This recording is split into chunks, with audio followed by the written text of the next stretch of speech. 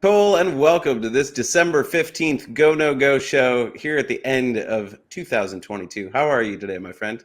Doing well. It's cooled down here. We're getting some colder weather, like I'm sure you are up there as well. Yeah, actually, the word on the street is load up on canned goods and restock your firewood. We're in for another blizzard, hence the triple layers of CMT swag that I wear today. But yeah, that's the weather's cooling off as well as the markets. Am I right? Absolutely. Yeah, we've seen some struggles this week, but big day down today. Some positive reaction initially to what the Fed said, but then we saw it fall away after and into today as well. Absolutely. A lot of speculation around what it means for 50 basis point hike from the Fed if they're slowing the rate of rate increases. But certainly the commentary from Fed Chairman that they will continue hiking rates throughout 2023 to help combat inflation. Fed fund target rate between 4.25% and 4.5%. We're sitting right now at 3.5%, and with strong employment numbers, I don't think there's the same kind of fear of a recession going on at the central bank. Yeah. But that's all speculative, Alex. That's narrative. That's storytelling. Let's look at what the market is telling us Yes. and jump into a go-no-go cross-asset heat map. Right now, we're looking at the daily view, but in terms of our year-end review, let's jump this out to a weekly view so we can see the full year of 2022 and just how the asset classes have performed.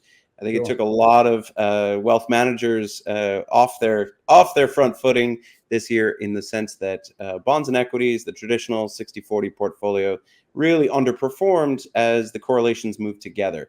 Both bonds and equities selling off in those purple and pink no-go trends in the top two panels. Talk to us a little bit about what we saw in both the commodity space and the US dollar here in 2022.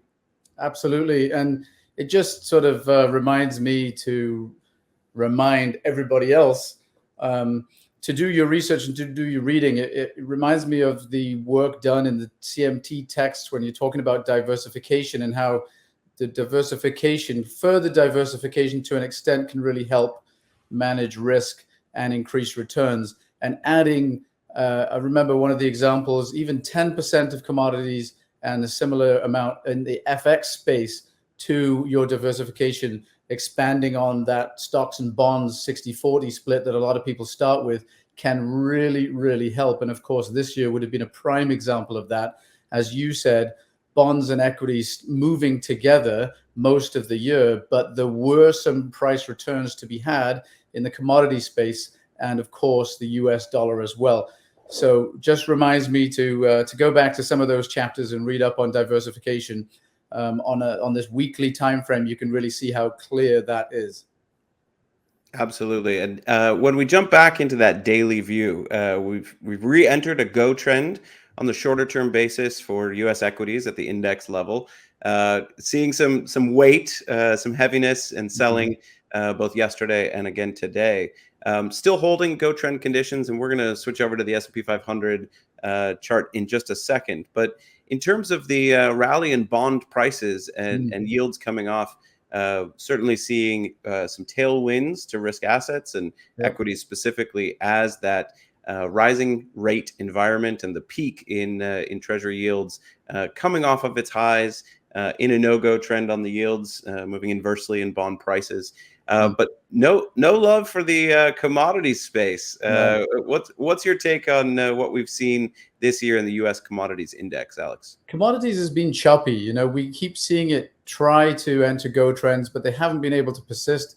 And we can look at some of the tools that we have on the GoNoGo charts to sort of identify those continuation situations in trends, and they just really haven't been there for the commodities space. A lot of people have been waiting for the commodities to return to this long-term trend that people have been talking about for some time. And it's been very, very choppy over the last several months. We really haven't seen it able to maintain any kind of trend in either direction. And then, of course, in the lower panel, you talk about potential tailwinds for equities. You mentioned falling rates. We've also got the falling dollar as well. So these daily trends in rates and the dollar, will that allow the equity markets to remain in a go trend?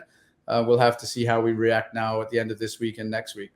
Absolutely. Well, let's turn our eye over to the GoNoGo chart of the S&P 500. Let's look at the price action just on a daily basis first to get a sense of how well intact or supported that recent Go trend has been.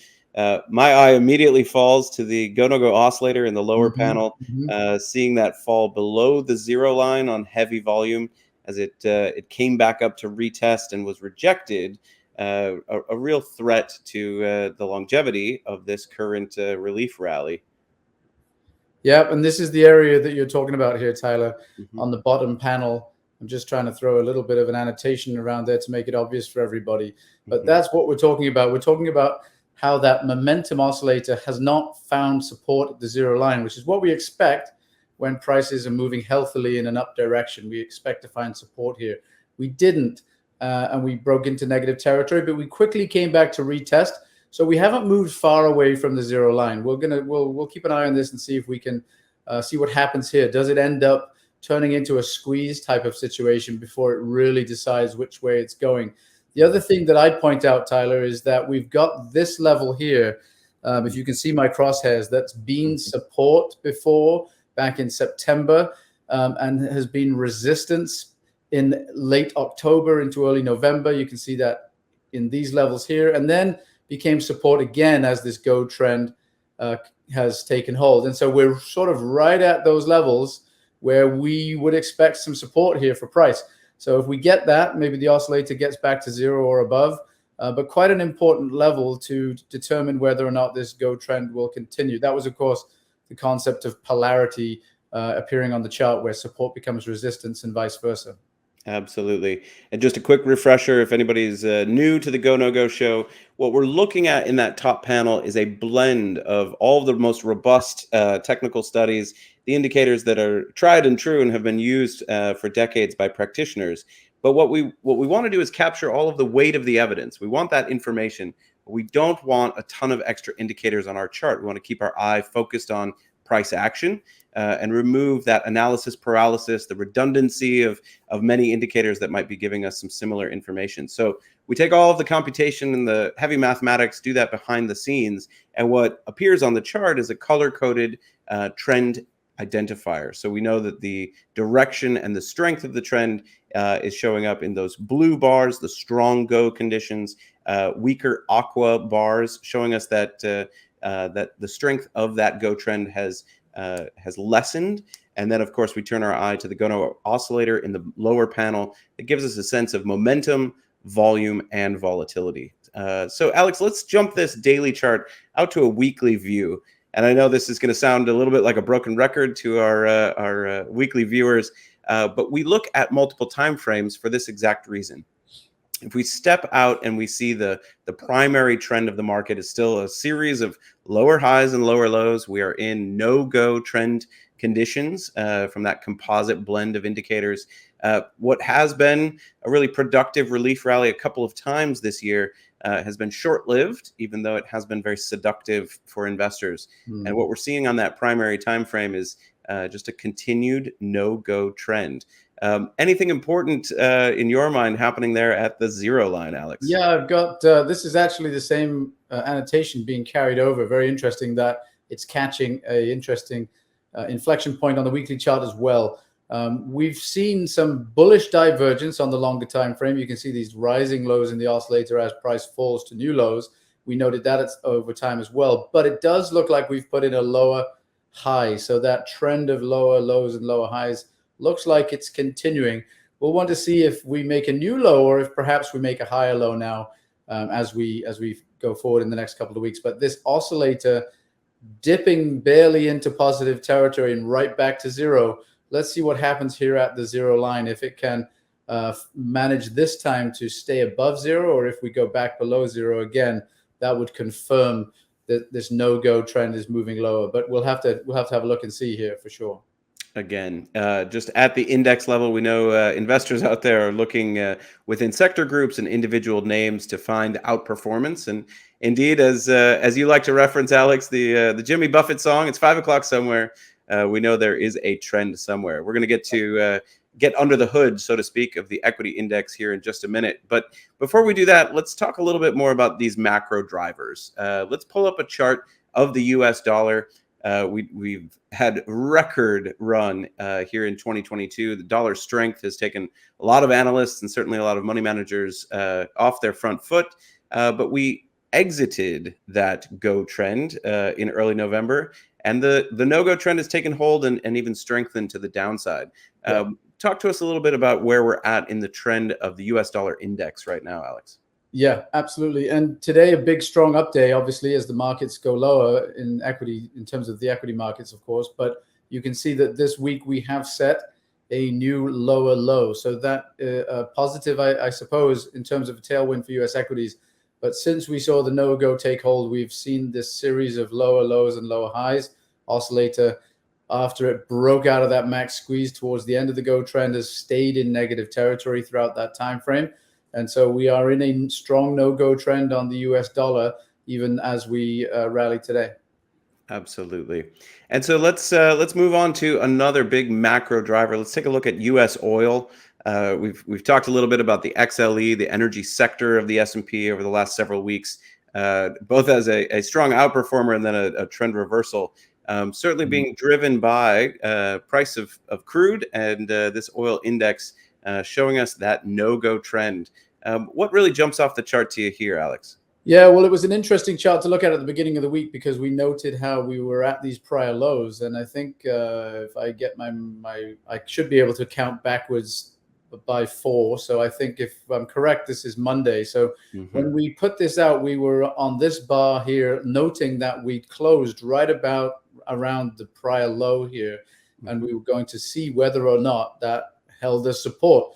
And at the same time, we just noticed that we'd been turned away by the zero line as the no-go continued. But this week, we have rallied from those levels. So a relatively strong week for US oil, and that's pushed the oscillator right back to the zero line. So again, we can move this annotation over. Will we see a rejection here at the zero line? In which case we would expect price to move lower and retest and perhaps take out this low. Or if we find this oscillator breaks into positive territory, then we could see price try to get higher still. Absolutely. And let's do the same thing. Zoom out to a longer term time frame. We could even practically chart of just a sense of that very long term trend. Certainly incredible run in 2021 and first half of 2022. It was sort of energy versus everything else, oil driving that trade. And when we see it in this longer term perspective, right, this is a consolidation or flag within an otherwise uptrend condition. And Alex, if you put that out even to a monthly view, we can see more historical data on where we're coming from in that secular downtrend in energy that's lasted really the last decade, as a lot of sovereign wealth and pension funds unwound their exposure to alternatives and to manage futures that have a big exposure in the energy space as well. Yeah, and just real quick before I go out to the monthly, it's a very, very interesting chart here on the weekly because of how we are consolidating really mostly sideways now since the summer, since the high of the summer. So the first half of the year was an incredibly strong run. And we'll see on the monthly chart how that really looks like the beginning of a new go trend, right? So we've seen this new go trend take hold. And on the monthly chart, we are noting the support. We can flip this upside down, this support arrow now. On the monthly chart, we are looking for support here at the zero line. So go trend in place. It is a bit weak. We have seen an amber bar. We're seeing the oscillator ride the zero line. So on the monthly, if we can find support here, then yes, we'd probably see this this go trend persist. But fairly important time on all of these different time frames and periodicity. The weekly, very interesting because of how we cross below zero, have been rejected by it, and we're still moving generally sideways. So it's almost as if on all these time frames, oil is trying to decide which way to really move. Yeah, not a decisive contraction or sell-off in from a price perspective, much more Right. sideways consolidation, which is interesting to understand those characteristics of price behavior and what that means for investor allocations going into 2023. Alex, let's turn our eye away from the oil markets. Let's look at a chart of TNX, the 10-year Treasury yield. We've seen that rising rate environment really cause trouble for risk assets broadly, but on the daily time frame, we are no longer in a go trend, moving downward in no-go bars, pink and purple. Talk to us a little bit about what we're seeing on this chart. Yeah, you'd be forgiven for thinking this is much like the dollar chart. We saw these highs, we saw it move a little bit sideways, rolled over into the no-go, and now we're seeing this series of lower lows and lower highs. Interestingly, after we broke out of the squeeze on the lower panel here into the negative territory, we are now have already retested and have been given a rejection, which of course is triggering this red circle, the red circle in this case, giving a no-go trend continuation signal, telling us that the no-go is in place and we're seeing renewed momentum in the direction of the trend. So that's giving us trend continuation. So we'll look to see if we can make a new low here, but definitely a strong no-go in rates. Absolutely. All right. One of the other metrics that we like to use with our institutional clients is just a risk proxy. Get a sense for where the markets are at in terms of risk appetite. Oftentimes, analysts and investors refer to the smart money being in the bond market, and so we use a ratio of TLT to HYG, or HYG to TLT, excuse me, looking at the ratio of high yield or junk bonds to longer term treasuries. And what that tells us is what the risk appetite in the bond market is for chasing yield or exposing to greater risk and hopefully greater reward. Right now, that ratio is telling us we're in a risk-off environment, correct? We've got an oscillator below zero, just a recent retest, but being rejected lower on no-go bars, and a trend continuation icon here just yesterday with the Fed announcement. Alex, anything else that's really clear from this ratio chart or risk proxy? No, just what you said, no go, indicating that people are taking money off the table in those risk assets, and we've got a fresh continuation icon to the downside. Absolutely. So what this tells us is not that there's no opportunity, but we have to get under the hood of the equity index. We have to look at defensive sectors and understand the nature of what is trending higher on both an absolute and a relative basis. And so for that, let's take a look at the GoNoGo sector RelMap, showing us what the trends have been in the sectors relative to the benchmark performance. This, again, is on the daily basis. Alex, talk to us about what this GoNoGo RelMap is telling us. Yeah, you can see how we are in the blue colors, the go colors, towards the bottom half of the map. And that always tells us that's a more defensive picture.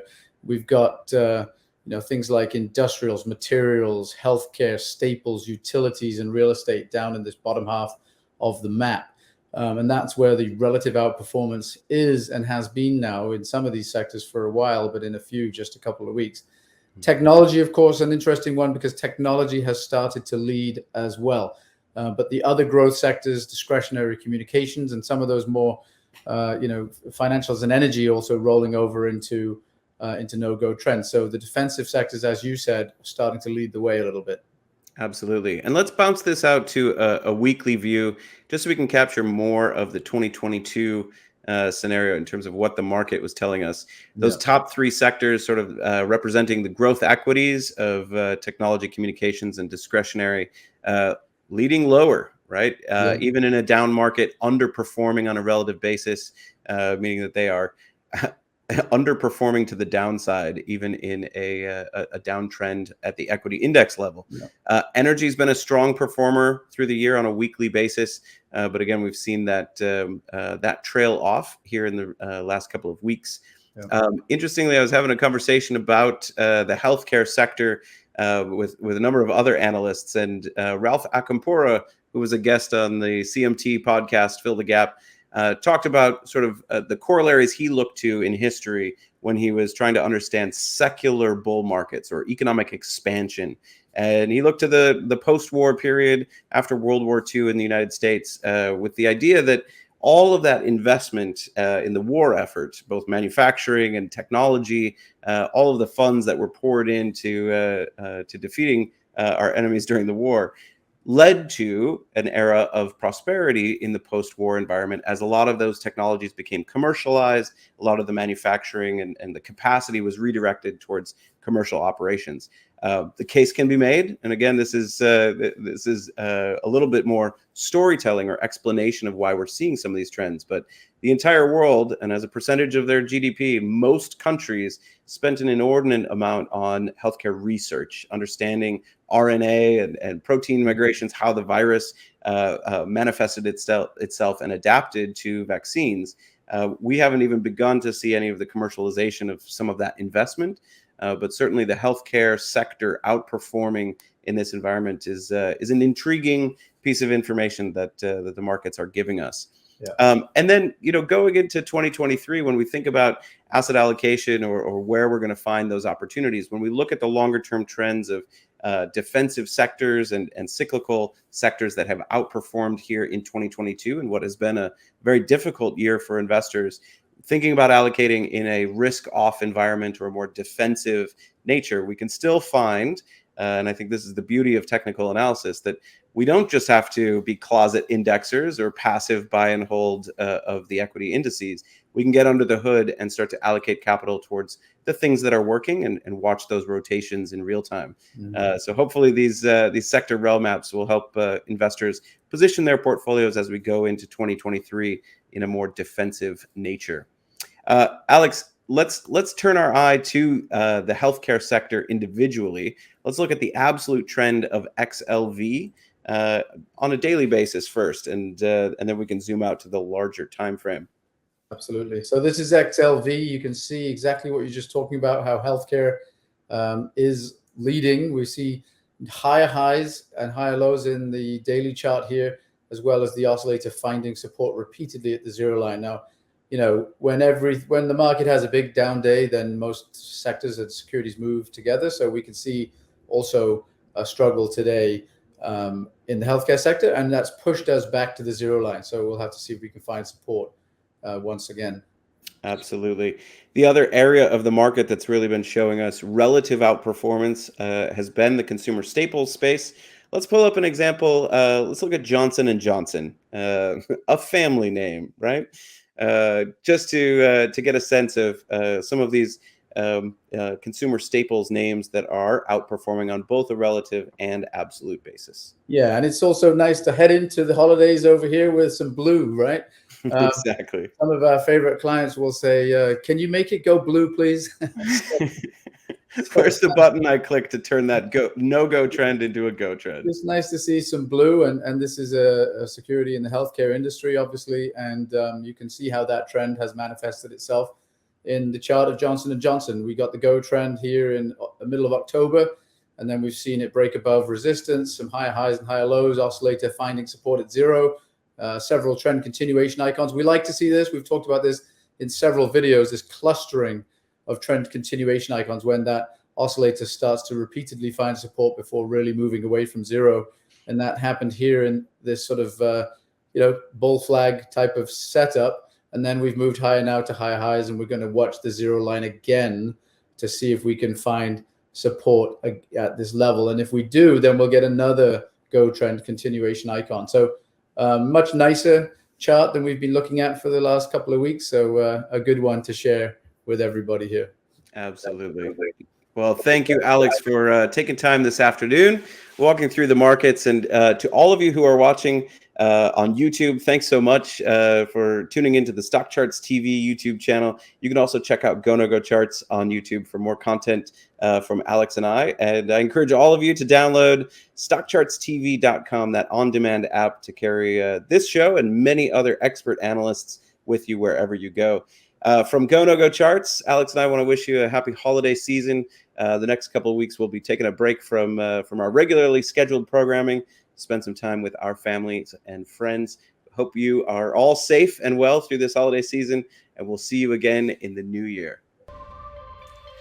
Hey guys, Dave Keller here with StockCharts.com. Thanks so much for watching our video. If you enjoyed it, and we hope you did, hit the like button right below. Also, we have so much new content every day. Consider subscribing to the channel. Just hit the subscribe button in the video or right below. Thanks for watching. Stay safe. Have a fantastic day.